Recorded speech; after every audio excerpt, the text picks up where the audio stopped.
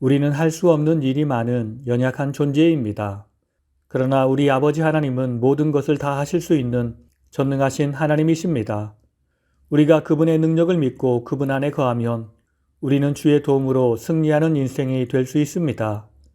오늘 이 하루 주님과 동행하며 주의 이름으로 승리하는 복된 하루가 되길 기도합니다. 오늘은 느헤미야 9장의 말씀을 통독합니다. 첫 번째 느헤미야 9장 5절에서 15절. 아브라함에서 시내산 언약 체결까지의 역사 회고. 5절에서 6절. 여호와 하나님을 찬양하다. 주의 이름이 존귀하여 모든 송축이나 찬양보다 뛰어나기 때문에 주의 영화로운 이름을 찬양함. 천지 만물을 다 지으시고 보존하시는 모든 천군의 주께 경배를 드림. 7절에서 15절. 아브라함에서 시내산 언약 체결까지의 역사 회고. 7절에서 8절. 아브라함의 선택과 언약 회고. 아브라함을 택하시고 갈대아 우르에서 인도하여 내시고 아브라함이라는 이름을 주신 하나님. 그와 언약을 세우사 가나안 족속의 땅을 그 후손에게 주리라 약속하시고 그 약속을 이루심. 9절에서 12절. 출애굽 과정에서의 하나님 역사 회고. 주께서 우리 열조가 애굽에서 고난받는 것을 감찰하시며 홍해에서 부르짖음을 들으셨나이다. 애굽의 지도자들과 그 나라 모든 백성을 이적과 기사를 통하여 치심. 홍해를 갈라지게 하시고 큰 물에 추격하는 자들을 던지심. 구름기둥과 불기둥으로 인도하심. 13에서 15절. 시내산에서 율법 수여와 인도 회고. 정직한 규례와 진정한 율법과 선한 율례와 계명을 저희에게 주심. 하늘에서 양식을 주시고 반석에서 물을 내어 주심. 두 번째 느헤미야 9장 15절에서 31절. 광야에서부터 바벨론 포로까지의 역사 회고. 15에서 17절. 이스라엘의 가나안 정복 명령 불순종 사건 회고. 주께서 맹세하시고 주마하신 땅에 들어가서 차지하라 명하심. 우리 열조가 교만해지고 거만해져서 주의 명령을 듣지 아니하고 거역함. 목을 굳게 하며 패역하여 스스로 한 두목을 세우고 종되었던 애굽 땅으로 돌아가고자 했음. 그런데도 주님은 용서해 주시고 저희를 버리지 아니하셨음. 18에서 21절. 금송아지 사건을 비롯한 이스라엘의 광야 생활 회고. 이스라엘의 열조가 금송아지를 부어 만들고 하나님이라 하며 하나님을 크게 모독함. 주께서는 저희를 광야에서 버리지 아니하시고 그들을 떠나지 않으심. 주의 선한 영을 주셔서 저희를 가르치시며 만나와 마실 물을 공급해 주심. 40년 광야에서 결핍함이 없게 하시고 옷이 헤어지지 아니하고 발이 부르트지 아니함. 22에서 25절. 가나안 정복 사건 회고. 주께서 나라들과 족속들을 이스라엘 열조에게 지파별로 각각 나누어 주심. 그 자손을 하늘의 별같이 많게 하시고 그 열조에게 들어가 차지하라고 하신 땅으로 인도하심. 가나안 사람들과 왕들과 본토 여러 족속을 저희 손에 맡겨 임의로 행하게 하심.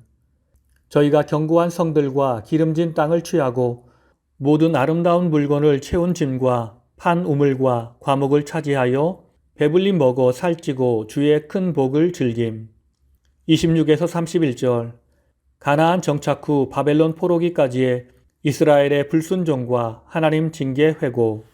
그러나 저희는 주께 순종하지 아니하고 주의 율법을 등 뒤로 던지고 선지자들을 죽여 크게 하나님을 모독함.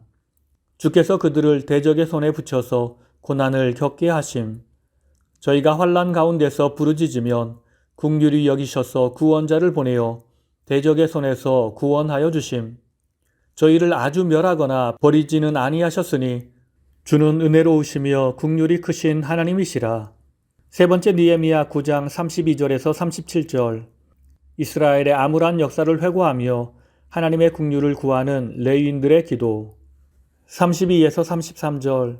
이스라엘의 고난을 살펴보아 달라는 간구. 주의 모든 백성이 아수르 열왕 때부터 오늘까지 당한 바 환난을 이제 작게 여기지 마옵소서. 우리의 당한 모든 일에 주는 공의로우시니 우리가 악을 행하였나이다. 34에서 35절. 이스라엘의 죄악에 대한 고백. 우리가 주의 율법을 지키지 아니하며 주의 명령에 순종하지 않았습니다. 주님 주신 복을 누리면서도 주를 섬기지 아니하며 악을 행하였나이다. 36에서 37절.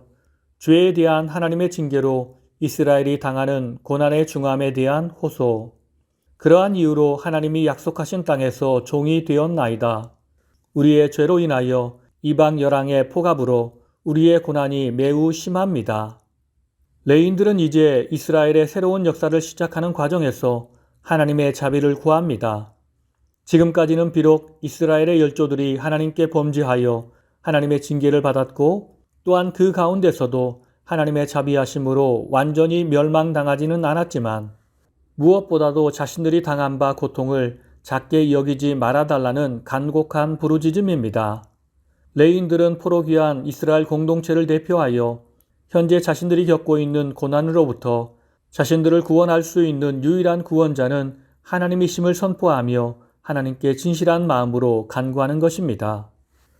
오늘 말씀을 통해 주시는 교훈은 첫째로 주님은 우리가 천국에 이르기까지 우리를 인도하시고 보호하십니다.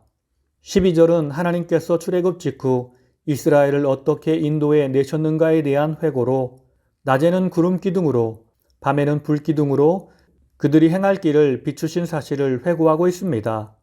구름 기둥과 불 기둥은 하나님의 임재의 상징이었습니다. 하나님이 그들과 함께 하셨다는 의미입니다. 특별히 구름 기둥과 불 기둥은 이스라엘이 가나안에 입성하기까지 한순간도 그들을 떠나지 않았는데 이는 하나님이 늘 그들과 함께 하셨음을 증거하여 줍니다.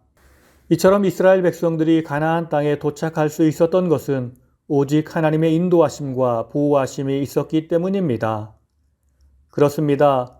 하나님은 우리의 인도자시며 보호자이십니다. 그분의 은혜와 사랑이 나를 천국으로 인도하시는 것입니다. 그러므로 우리는 이 세상에 살더라도 주님의 보호하심과 인도하심이 우리와 함께함을 믿고 두려워하거나 걱정하지 말고 담대한 마음으로 주와 동행해야 합니다. 주님이 반드시 계획하신 모든 일을 이루시어 우리를 주님 계신 행복한 나라 천국으로 인도하실 줄을 믿습니다. 두 번째, 하나님의 멍에를 매지 않는 사람은 죄와 고통의 멍에를 메어야 합니다. 29절 하반절을 보면 주의 계명을 듣지 아니하며 주의 규례를 범하여 고집하는 어깨를 내밀며 목을 굳게 하여 듣지 아니하였나이다 라고 말씀합니다. 이는 이스라엘 자손들이 하나님의 말씀을 거역하고 얼마나 완고한 자세로 이를 거부하였는지를 나타내주는 말씀입니다. 이 가운데 고집하는 어깨를 내밀며 라는 표현이 나오는데 이는 멍에를 매는 것을 거부하면서 매지 않으려고 하는 잘못 길들여진 황소의 모습을 희화한 문구입니다. 즉 이는 하나님께서는 수없이 이스라엘 백성들에게 그 율법에 순종할 것을 요구하셨지만 이스라엘은 우매한 짐승처럼 끝없이 하나님의 뜻에 순종하기를 거부한 것을 빗댄 표현입니다. 이럴 때 소를 굴복시키기 위해 주인은 대개 매를 드는 것이 보통입니다. 이것이 하나님이 그의 백성에게 주시는 심판, 곧 죄악된 삶에 버려두시는 일과 고통의 멍에를 매게 하시는 일입니다. 이 멍에는 아주 힘들고 어려운 멍에입니다.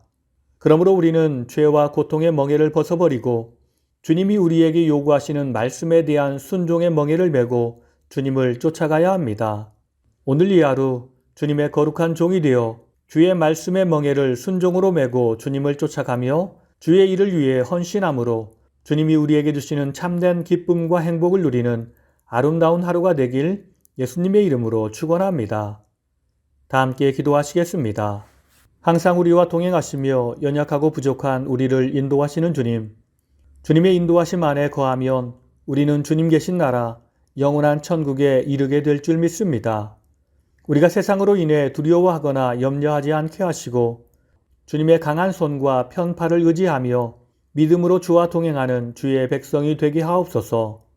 주님과 동행하면서 주님이 내게 요구하시는 멍에를 거부하지 않게 하시고 그 멍에가 쉽고 가벼운 멍에임을 기억하며 기쁨으로 주의 말씀을 받고 그 말씀에 순종하는 주의 백성이 되게 하옵소서. 살아계신 예수님의 이름으로 기도드립니다. 아멘.